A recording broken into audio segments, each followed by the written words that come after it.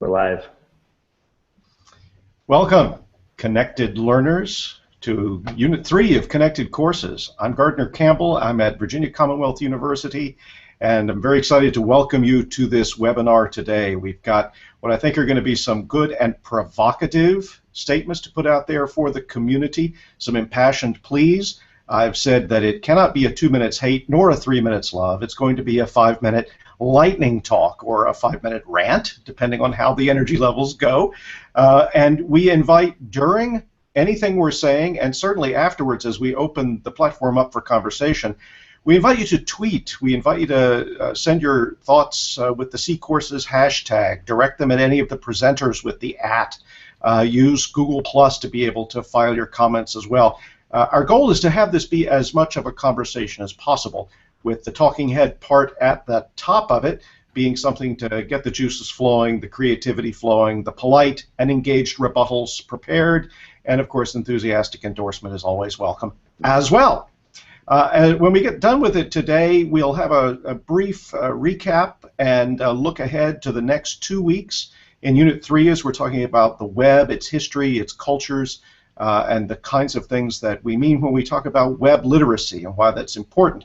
You'll be hearing some of that today, of course, but we have 2 weeks ahead in which we're going to be exploring all of these things in great depth, including another webinar on Friday, which we think you'll find quite stimulating. So that's the plan for this webinar, and having said that, it's time for me to rant. Lightning talk, I mean. Lightning rant. Here's the deal. Back in 1974, Ted Nelson published a book that he called Computer Lib Dream Machine. And on the front of it, which was the computer lib part, there was the raised fist, you remember, right? And up at the top, in big block, hand-drawn letters, it said, "You can and must understand computers now." And Ted's point was that if in 1974, very early days, we didn't make an effort to try to figure out what are the basic principles. What does it mean to have memory, both as a working component in RAM and something that would be on some kind of storage medium? If we didn't understand what might be possible if we were audacious to dream big enough, we would surrender our privilege as free people out here in the world trying to build something together to what he called a company of the priesthood, the gatekeepers, the ones who, in the nightmare scenario, would design all the systems for us in a way that would simply not ever reach what we were capable of as human beings. Instead, we would stop at what other people, working perhaps in good faith, but within too constrained a set of possibilities, would design for us, which we would then dutifully use. Ted's point, which I think is a brilliant one, is that understanding a computer, even in 1974, was not a lot more difficult than learning how to understand a single lens reflex camera. There are interactive components. There are a few basic concepts you need to use. But once you've got those together, you're not just a point and shoot anymore. You can actually begin to make a photograph in very interesting and compelling ways. I think the same thing holds true today for the web. If you understand a few components about how the web works, if you understand a few things about what a web server is and how to run such a server, if you have some idea of the open culture of the web and what that empowers, you're going to be in much better shape to carve out a destiny for yourself in what I have to say is the most liberating communications platform human beings have ever devised. Now, liberation goes in all sorts of ways. I understand that. The open web has all sorts of dangers, it has hazards, it has some very unfortunate examples of what human beings do with their freedom. I don't want to downplay that, and I'll be talking about that in a moment by quoting one of our Connected Courses participants. But as with everything else in our human existence, it's the potential of the thing for good that I think we need to keep our eyes on, not what happens when things are bundled into apps, not what happens when giant corporations, for that's what Facebook is right now, determine for us what our levels of sharing will be, what our data can do, what we put in doesn't come out easily, ever tried. That's not the future that we want to inhabit, certainly not for us as free human beings on the planet. Certainly it's not the future that we want to restrict our students' imagination to. So I'm going to make a plea today, an impassioned plea. We can and must understand the web now, which for me also means we have to understand at least a little bit about what it means to run a web server. Part of this has to do with the Reclaim Open initiative. Part of it has to do with the Domain of One's Own initiative that's been run at Mary Washington for a while. Part of it simply has to do with understanding some basic things that can empower you so that you don't have to learn what Google tells you you can do with a blog. You can do it yourself. Dave Weiner writes in a beautiful, beautiful post called EC2 for Poets. Most people think they can't run a server, but servers aren't any more complicated than a laptop. The main difference is that a server is always on and always connected to the internet. And Dave goes on to say, the theme is a distributed publishing system owned by its users, owned and operated by its users. That is, in my humble opinion, Dave writes, the holy grail of the internet, the goal we're all marching towards. I hope we're marching there. Higher education has not had a great track record in that respect. We buy into turnkey systems, buying into what Morozov calls solutionism, and the vendors call it that too, so that we never have to build anything that's truly relational. We simply concentrate on the transactional. Dave Weiner again says that we have nothing less than the future of education at stake. In an article, Let's Build a New Internet in Academia, he writes, will your generation be lost? Some people think it will, but that's no answer. You have to answer that question yourself, and I hope you say, as he says, NFW, which of course means no freaking way. He writes, the development of the internet must continue. We're putting too much emphasis on corporate APIs and not enough on open APIs. Every student should have at least a chance to manage their own infrastructure. Many people will say, I don't need to know how to build a car. I just want to learn how to drive one. I understand that. It's a false analogy. The web is not a car. The web is not a tool. The web is a communications medium. Alan Kay and Adele Goldberg are very eloquent about this in an essay that was written, again, decades ago. And you wonder, are people paying attention? This is what they write.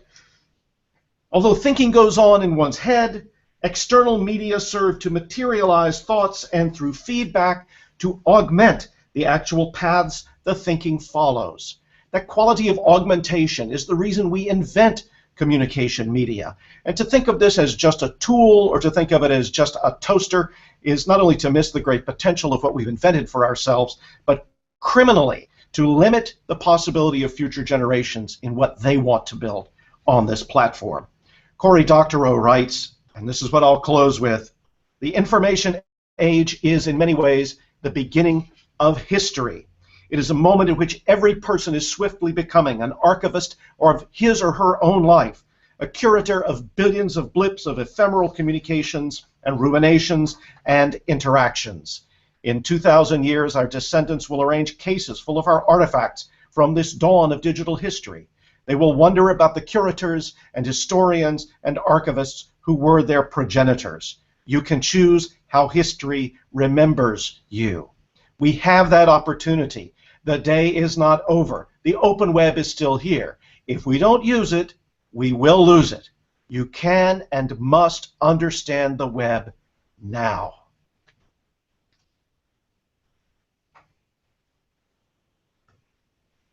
Over to you, Laura. I feel like I should clap. That was so passionate. I'm just blown away by how fantastically passionate. Yes, I agree with all of that. I feel like you just did mine for me, actually. But I'm going to go one further. And I'm going to say that not only do we need to understand the web, we also need to teach the web. Those of us that have developed some sort of an understanding about what the web truly means and what it truly is, we need to teach that. We need to spread it further. No matter what your technical skill level is, we have to teach the web. And I love to do this. I do it all the time. And I don't just mean teaching it in a formal learning environment. I don't just mean in school or even after school clubs or informal environments, but to your friends, to your families, showing people a little bit about the web, something that you understand that they don't, is going to help us have a more web literate planet. Because the thing is that web literacy is not about technical skills. You can learn technical skills pretty easily by tinkering and playing and reading tutorials and doing some self-directed learning. But what web literacy is really about, it's about citizenship in the digital age. It's about participating. It's about embracing and spreading the ethos of open culture and thinking about what it means to be a member of a communication platform, this world where everything can be transparent, where you can pay attention to decentralization, where things are built to be remixed. It's about allowing yourself to have ideas, to play with those ideas, allow others to have ideas, to feedback to each other. I mean, these are all concepts that we as educators can start baking into our very practice, and they are the same concepts that make the web what it is. So I think that the mechanics of the web really allow for a sort of riff and remix culture. And I think that the mechanics of education can allow for riff and remix as well. Remix to me is a natural state of being, and we really need to teach people how they can present their work in a way that others can riff off of it, that others can remix it, that others can get new ideas and participate and contribute to that work. And we have a place where that's possible, and it is the ecosystem that is the web, right? So as Gardner said, the web is not just a technical platform. It's really not just a place where we store bits and bytes.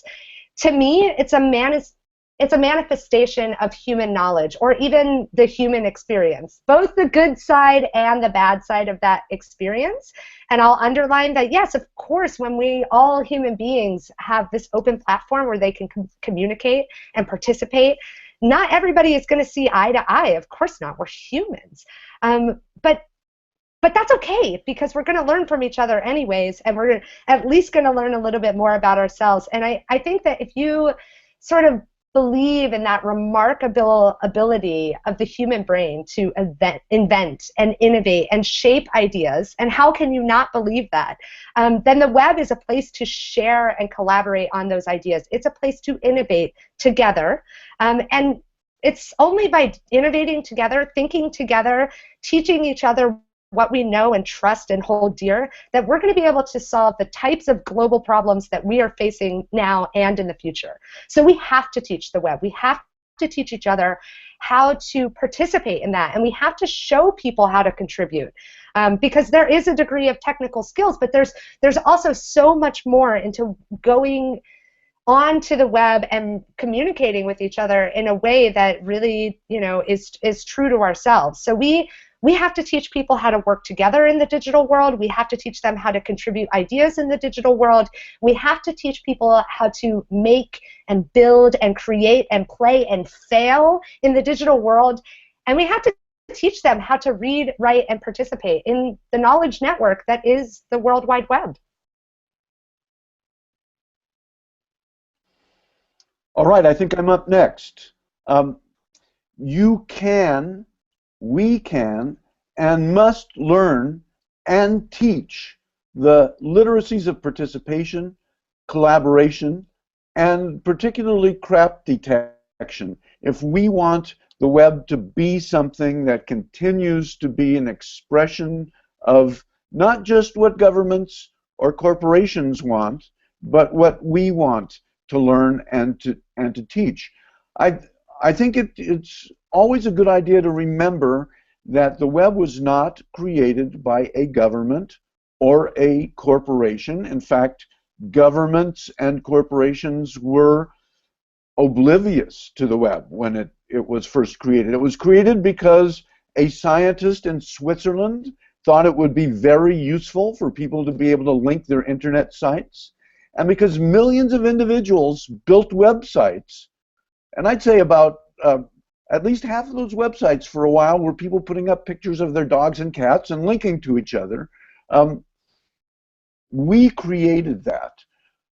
We created wikis and blogs and search engines. In 1994, if you said you were going to make money on the internet, people would laugh at you. Now, of course, this is not just something that individuals create. We've got Google and Facebook and Amazon and Apple and Yahoo that are trying to go back to the days when we had a few news outlets and a few people who would determine what everybody else would consume. I think it's important for people to continue to participate in their own ways, in ways that they can control. Facebook is very useful, but Facebook controls the way you express yourself. You need to learn how to make a page to look the way you want it to look. We now live in an era where you can ask any question and get a whole lot of answers within a second, but really for the first time in history, there's not much authority to guide us on determining which are the right answers, which are the accurate answers, what I call crap detection. You know, the technology has moved so much more swiftly than education has. We need to teach school children, certainly high school students, and I hope by the time they get to college, the skills of searching for and sifting through and determining the credibility of information. You know, this is not just for the success of individuals. People who know crap detection are not going to make mistakes about their health that could kill them. They're not going to make mistakes about politics that could endanger their liberty. They're going to be able to have control over their lives that other people won't have.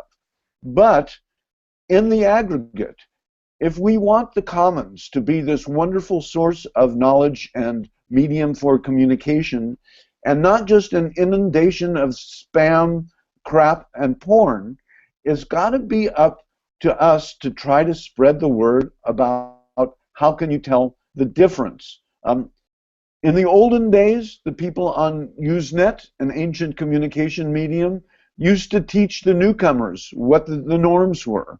And then AOL came along and dumped 3 million people onto the internet without any instruction, and the ability of the existing culture to teach the incoming culture the norms was overwhelmed. We can't wait for the schools to pick this up, although I certainly encourage educators to start incorporating participation, collaboration, and crap detection in their teaching. We need everyone who's got a clue to spread those clues around to everyone else. It's not just good for them, it's good for us. It improves the commons and it improves our ability to use this medium for our own purposes. Okay, nice job. Of course, you're Howard Rheingold. That was awesome. Okay, I'm up next, and of course, I'm feeling like, well, we have all these threads running throughout our lightning talks. So I've been playing with the idea of curation for a number of years as a way to think about my role in teaching, and so I see a thoughtful curator as someone who oversees, maintains, contributes, and certainly as a teacher selects artifacts to share. So when I talk to other educators, I say, you know, I grab articles and threshold concepts in the field and I bring those to the classroom as a way to make meaning for students to make their own meaning out of those ideas. And since working with the National Writing Project and specifically Digital Is, which is a site for kindergarten through college teachers to think about digital pedagogy, I've been thinking even more about web curation. And so this has turned into my imperative that we all, and it really follows what Gardner kicked us off with and what Laura said about Teach the Web, that we have to be curators of the web. And I mean in its purest Latin form. We have to take care of the web. And I think as we do this, we can play a variety of roles as curators. And I can't help but always pull in kind of my love of gaming and gaming literacy into these kinds of talks. And so when I think about the variety of roles I can play as a curator, I mean things like sometimes you're a scout and you're out ahead of things and you're trying to see what's the coolest, newest thing that's out there, or a provocation. And sometimes my role is more of a healer.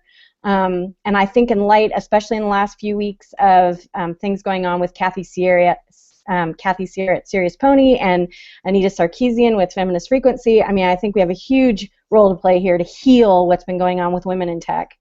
Sometimes we're fighters and we're getting on the EFF site and we're looking to see, we need to battle net neutrality. And sometimes, like Laura says, we're teachers. We teach, we're clerics, and we're trying to support the web. In all of these roles, and even when we're being provocative, even when our role is that of hacker, where we're trying to use subversive for good, I has to be folded in kindness. And some of this goes back to what Howard just said. We have a responsibility to do this work and norm each other about what's a kind way to be a human, on the web. I was thinking a lot this week about how this imperative connects to Jonathan and Kira's work in the trust unit this last couple of weeks. I was so moved by Jonathan's talk. Jonathan Worth, at the end of his talk, and I'm going to actually read it, he was showing the winning image from the World Press photo by the photographer John Stanmeyer, and Jonathan talks about being annoyed. And he's annoyed because the image, as he said, is by this photographer, John Stanmeyer, and he's just frustrated that the people that he's photographing can't be the ones who are curating their own content. And so he says, this photo is this beautiful photo, and he says, these are African immigrants standing on a beach trying to get a phone signal before they jump in the water. And Jonathan says, let me get this right, on the shore of Djibouti City at night, raising their phones in an attempt to capture an inexpensive signal from neighboring Somalia. And he says, these are the people that aren't in my class. They're holding these smart devices which can all take pictures, and yet it takes a photographer from New York to bring it back, and we can now talk about it. What these people need is to be able to be trusted and be heard, and these are the people who aren't in the class. And I was so moved. I remember crying at the end of Jonathan's talk, but I thought, and yet there's this great moment too where sometimes what you do need is a curator, someone who is going to say, hey, you should share these ideas with someone. And in some ways that photographer is doing that, giving attention to something and curating that these people should be trusted. And I think it just resonates with me because if you think about our role as curators, we have this enormous responsibility, but also an opportunity to highlight the work of others, particularly the work of underrepresented populations, because when you curate well, you're trusted. And in fact, the quickest way for me to unfollow you on Twitter is to not do what Howard says to do, which is to not be a good crap detector. And if I can tell over time that you're not reading the stuff that you're retweeting, I just start unfollowing you. Like I'm trusting you with my time and my energy, and I need to know that you vet the things that you're sharing. And that's part of our responsibility as curators. And when we do this for students, it is incredibly powerful. I feel like, again, borrowing from Jonathan and Kira, there's a way in which if we're trusted, we can share that social capital with our students. This semester alone, my freshmen were blogging about Internet's Own Boy, and the director was retweeting their blogs. And they were coming out of their skin, like that they're being seen and heard. The graduate students who are participating in the connected courses with us, Howard and Gardner responded to their blogs, and I got this email on a Saturday morning, all caps, oh my God, Gardner Campbell and Mr. Rheingold responded to me. I'm coming out of my skin, so it's just in those moments they know that the communities that they're participating in are real and that their ideas matter. And I think in the end, that's a powerful human desire, that we want to be seen and heard. And we have an opportunity through an open web to help our students and each other do just that by taking care of each other and the web. Thanks, y'all. Look forward to a conversation. Well, we've got the Twitter stream alight. Lots of stuff going on in C courses. If you have a question, a comment, any kind of response that you'd like to share and maybe have us address in the half hour or so we have left, please go ahead and tweet that at C Courses. You can also respond by way of the Google Plus page. I am taking that last one on faith since I don't have that one up in my multiple browsers right now. But anyway, first, just thanks to my co-folk, my peeps, everyone who just spoke. It was fantastic. In fact, I got so fired up. I feel like let's just start a school. We can try to make this work. We can rebuild from the ground up. But I thought it would be great to maybe start tackling some of the questions that have come in, because there's some really great ones that are coming in that are responding in some very powerful ways to all of the things that we have just been talking about. So I'll start with one that I think is on a lot of people's minds. I know that there was some conversation on Twitter over the last couple of weeks about, do I really need to run a web server? Couldn't I just stay on Blogger? And then the one that's even for folks who can't make it up to Blogger yet, I'm not technical. I hear that all the time. I'm not technical. Why do I have to do this? Why don't I just let somebody else do it for me? So let me frame that in a positive way. How would you say, esteemed co-learners, we could actually frame these ideas in a way that would help to get people who say, I'm not technical, over that hump and maybe into crafting a domain of their own on a web server of their own?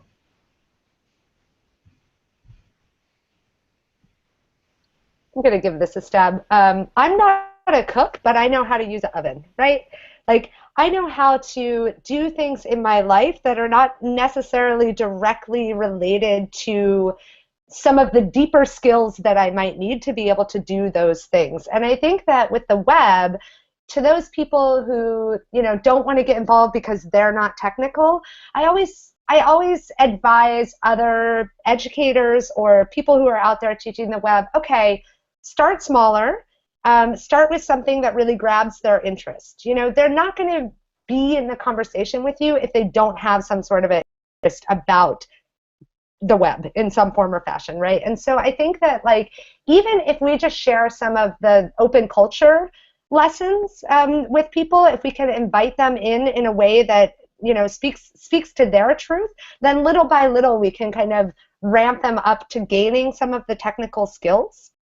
Because I think that because of what the web actually is, or what it is to me, there's always going to be something that grabs somebody's interest.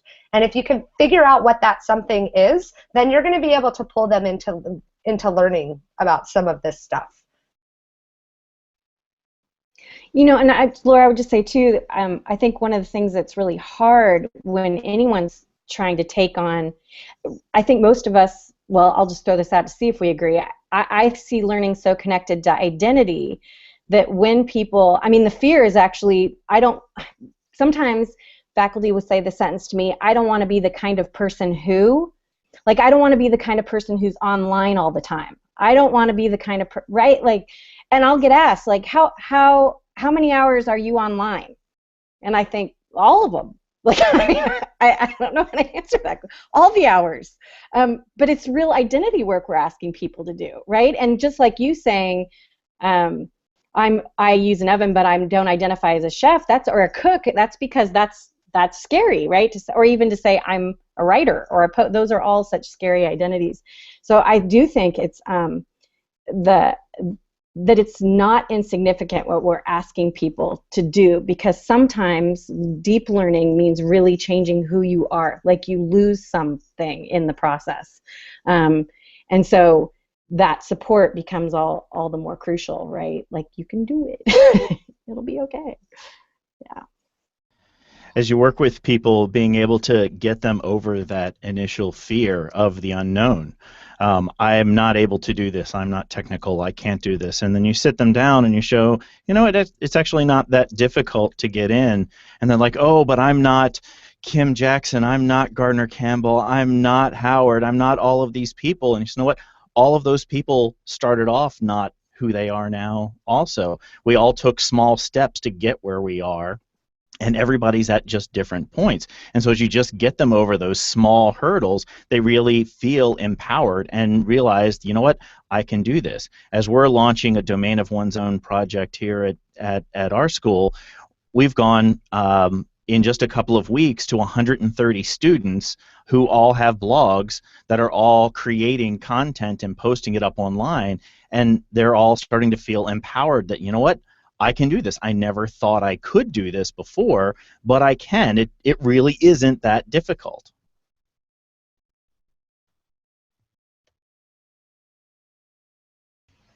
Yeah, and I guess I would add to that, which I think is an excellent point, that sometimes when we're inside of kind of environments for building, those are starting points. So we're doing a similar kind of project here at VCU with a WordPress installation that we're managing ourselves, and it's called Rampages. We're trying to get people to blog within that. But this is something that is explicitly pitched, as these other kinds of projects are, as, all right, here's the way you start, but we're always looking ahead to the moment when you export this and bring it into your own environment, which you can do at any time. This is not simply something that you get locked into. This is a starting point. And I think sometimes there are commercial platforms that end up not being starting points but stopping points, which is one of the things I try to keep in mind. You know, you want to go on, right? You want to be able to go to chapter books, and then you might want to be able to read poetry, so you master some of the basics of language. And in the same way, and this is I'd love to talk about this as part of web literacy, there are places that naturally lend themselves to the next step when you're ready, and then there are places that kind of masquerade as all you will ever need. And that's one place where I really do find that I keep trying to push students and colleagues in the direction of, no, this is a first step. This is not going to be the all singing, all dancing, look no further kind of solution. I really like the phrase try out loud. Like, I think that a really big thing for me about teaching and learning technical skills or web literacy competencies and skills is sort of the idea that I'm a human being and I don't know everything, and I'm allowed to fail. And it's okay. And nobody is going to think that I'm any less of what I am just because I make a mistake.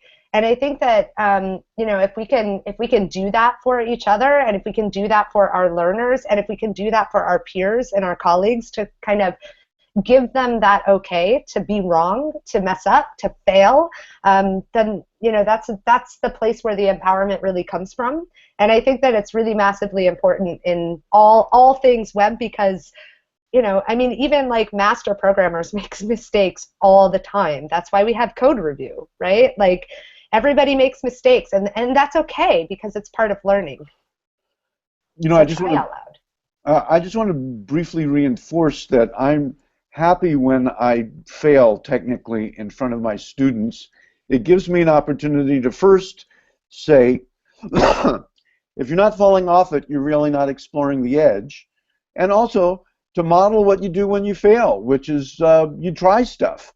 And I'd say 95% of the time I can figure out what went wrong and how to fix it while they're watching. And you know, I think that's a big problem with the education system, is that there's not a lot of room for failure. And how are you going to learn without being okay with failing?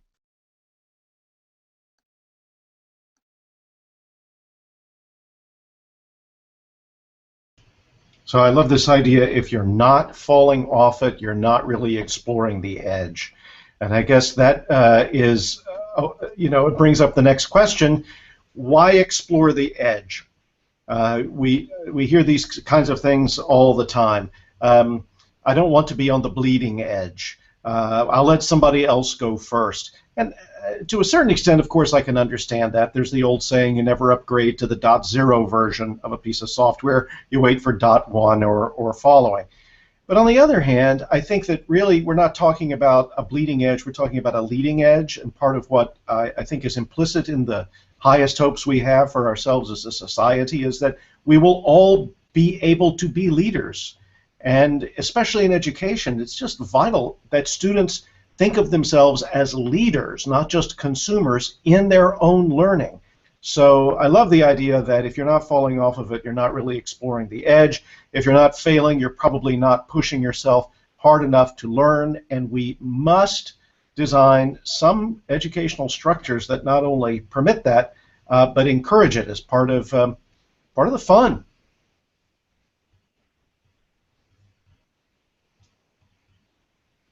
Yeah, I think the room to play is I mean, I think that's why I'm also so drawn, and how this connects to me, to things like maker movements, right? The room to play, figure it out, fail, try it again. And I think sometimes in criticisms of this work, I've certainly had this happen where people think there's a difference between being on the edge and trying to, play at the edge and taking risk, and people thinking that we're falling into whatever the recent fad is, right? Like whatever the current educational fad, oh, you just want to be trendy. And it's such a hard it's such a hard conversation to have, this nuanced understanding of it. It's not just as much as I'm going to try out the latest gadget, because it's more informed than that. And I think as we develop ways of thinking about the web, I really think it comes back to playing with Atari in the 1980s. Like for me, like I learned to hack and play, and that I couldn't break it.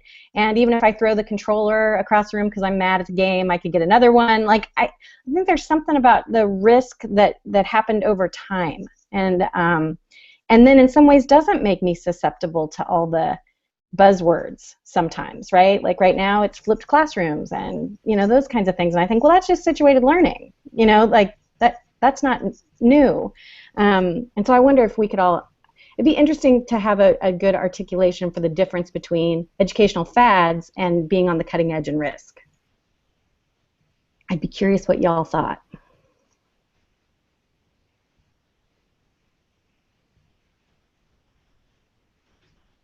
Everyone's smiling. Okay, you guys keep smiling and keep thinking. I'm going to jump. I think it's a great question. A lot of people will say, well, we need to work with these technologies because that's where the students are. Yes and no. Students typically find the idea of publishing long, reflective pieces to the internet a new idea. Even participating in an online discussion forum poised to take on questions of, what is it we're learning and why does that matter? That's kind of a new thing for a lot of students. But even if all the students were there, the question is not, oh, do we just go where everyone is? The question is, for me, where are the opportunities for full human expression? Where are the opportunities to kind of push the state of civilization along? I understand that's a risky thing to say. I don't want to sit here saying I'm the only judge of the state of human civilization. That would be appalling. Nevertheless, I think there are some things we can agree on that are some basic values that the web was built to uphold. I get back to Howard's earlier point. We made this. We made this because there were things we yearned to be able to do as human beings. And to be able to empower ourselves and our students to participate in that kind of yearning, it seems to me, is a great educational goal. And you can't do that simply by staying where you were, 40 or 50 years ago. When I think about the newness of the web and the opportunities there, a thought comes up that I hear fairly often. Well, it's not as good as me lecturing to my students. It's not as good as what I used to do. It's not as good as this other thing. And it's a different medium. And initially, anything that's new is not as good as what the old thing was. The old thing became the best in the world at something over years and years of evolving and changing and really fine-tuning. But if we jump in at this point in the beginning, we're able to begin shaping this new technology and move it in the direction that makes the most sense, where we can really leverage the technology. And so one of the questions then that I often think of is, do you want to shape the new or do you want to fight it?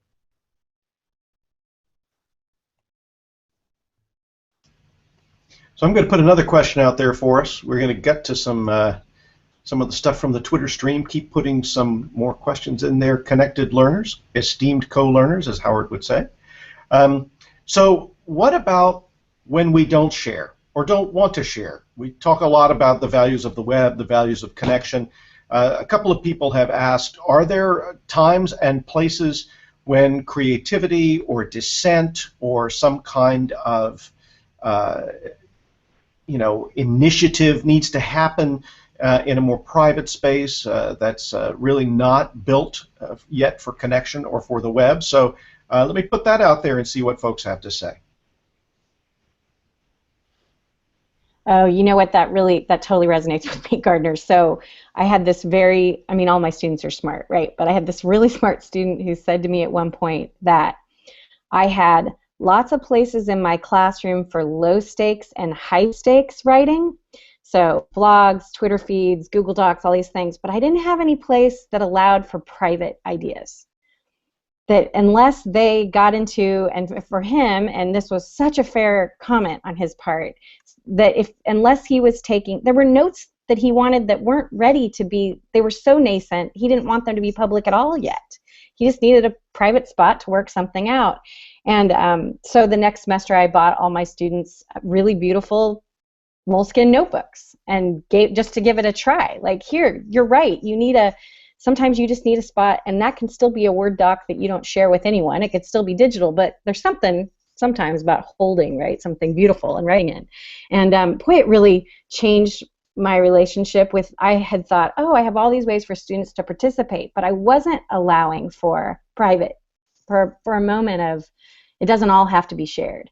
And I'm really thinking about that carefully right now. At my teachers are blogging with 8th graders and about young adult novels on one of my sites.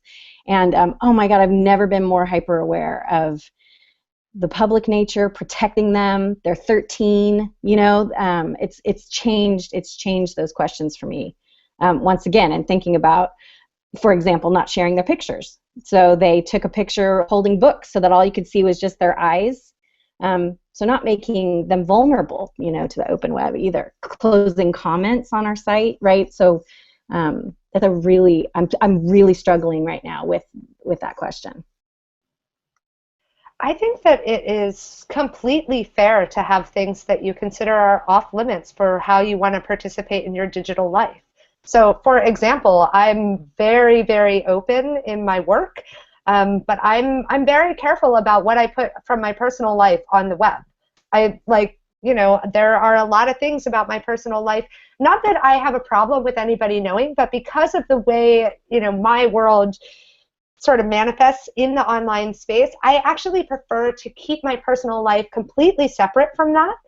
And when it crosses over, it makes me very uncomfortable, and I'm not entirely sure why, but I think that it's okay that I, have my limits to what I put out into the world, and I think that it should be okay for anyone. So, when we're talking about respecting each other and really using the web to make the world a better place and to extend human knowledge, I think that a big part of that is understanding that human beings do have a need for privacy and giving people the space to have that privacy as well. And I think that as educators, the balancing act, the challenge there is to both make sure that our learners are kind of thinking about the information that they're supposed to be thinking about, or having a relationship with the knowledge in some way, in a way that we can also push them in the right direction, right? And I don't think that it's all, well, we have to put it online so that I can see what you're doing so that I can push you in the right direction. I think it's much more about building the relationship between learners and between educators and learners, and playing with where those boundaries are.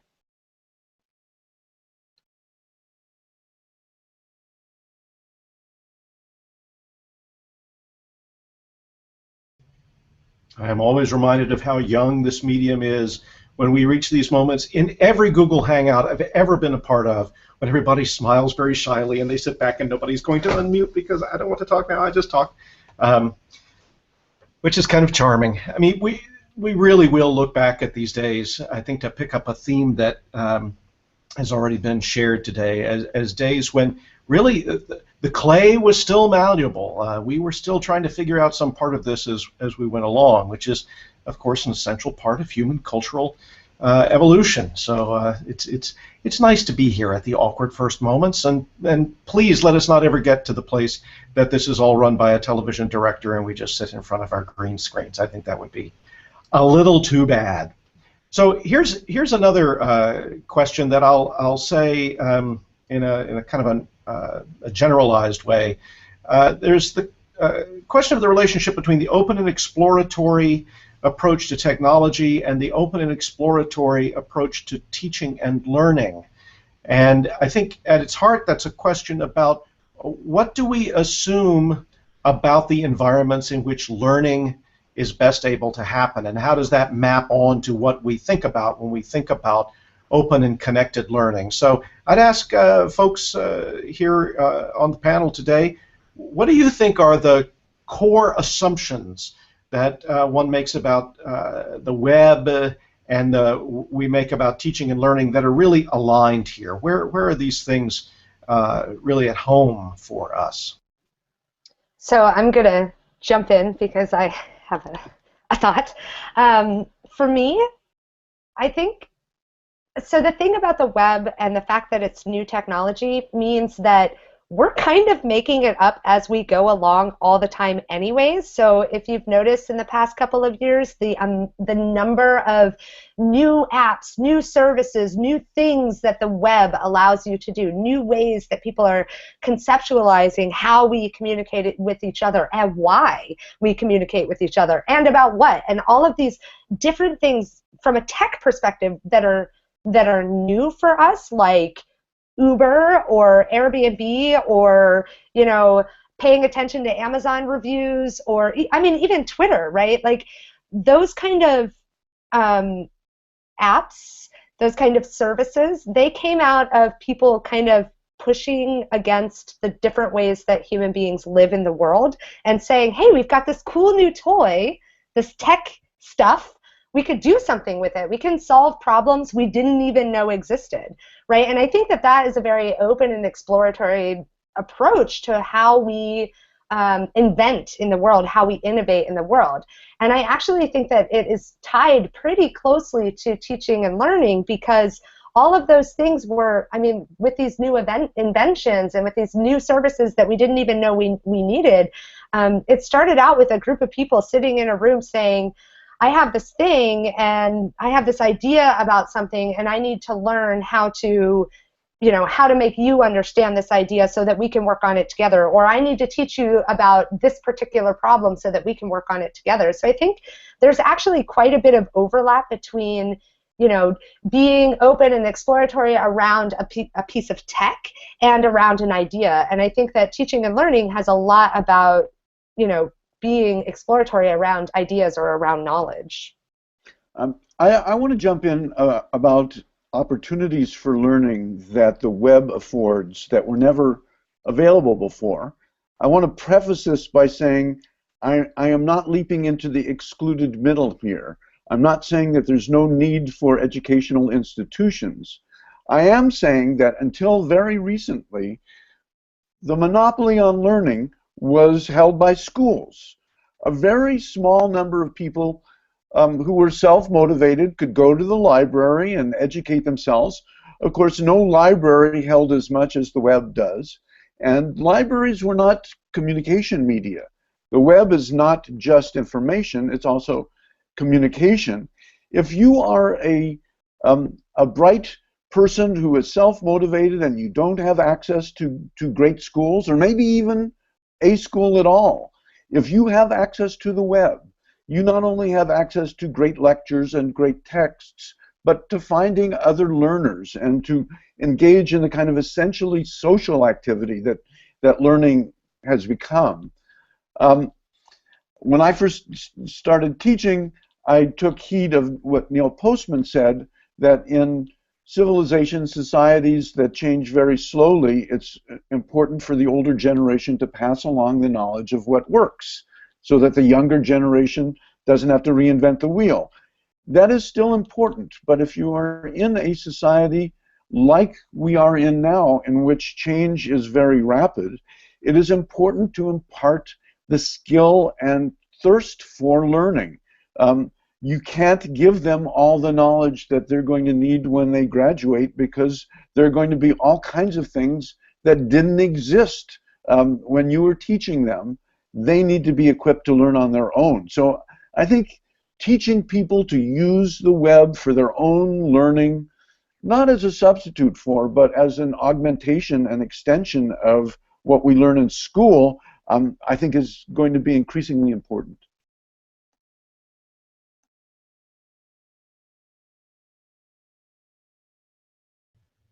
It makes me think about one of the things that I really enjoy doing is playing.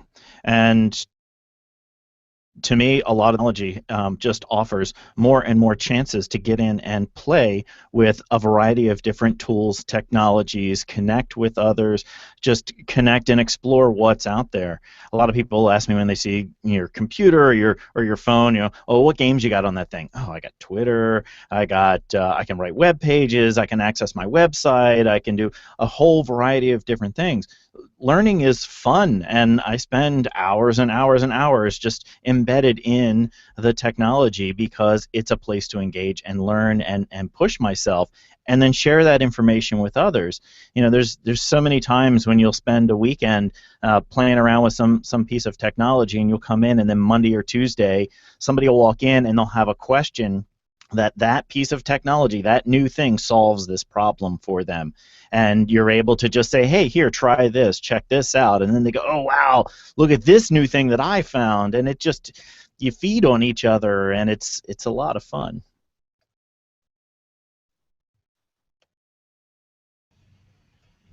There's a great chapter by Jerome Bruner in his notes toward a theory of instruction where he talks about the will to learn.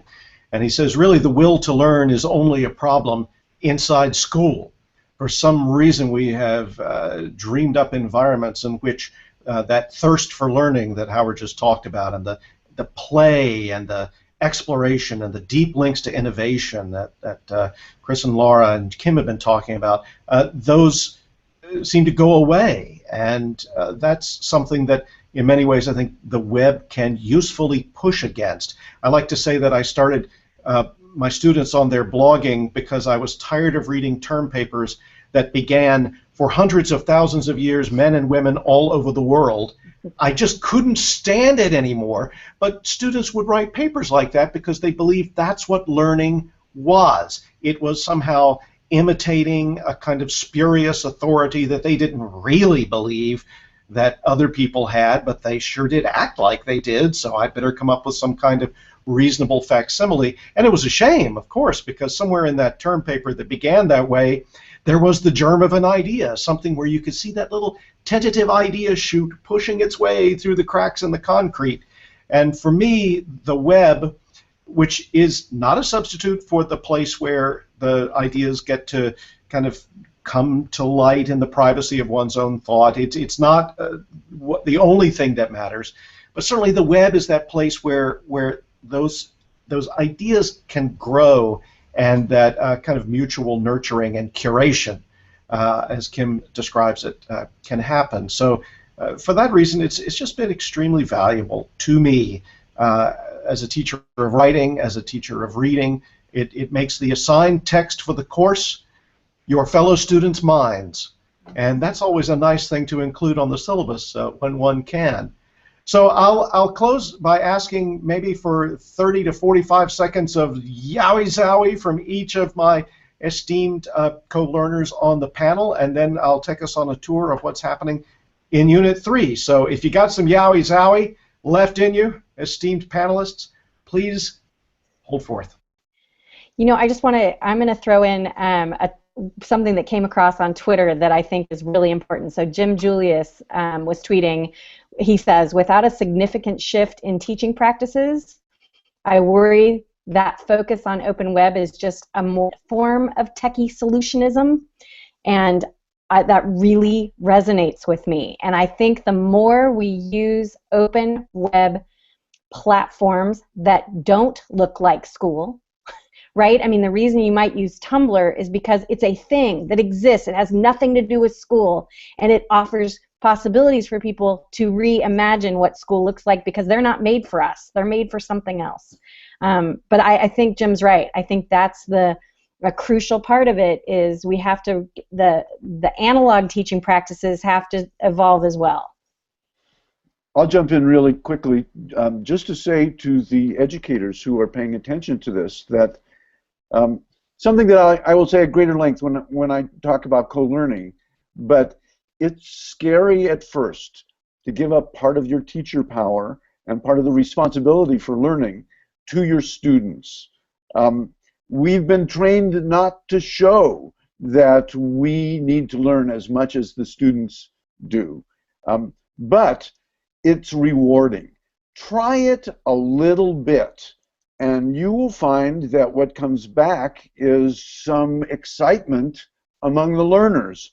And then maybe you'll try it a little bit more. You don't have to leap in with both feet.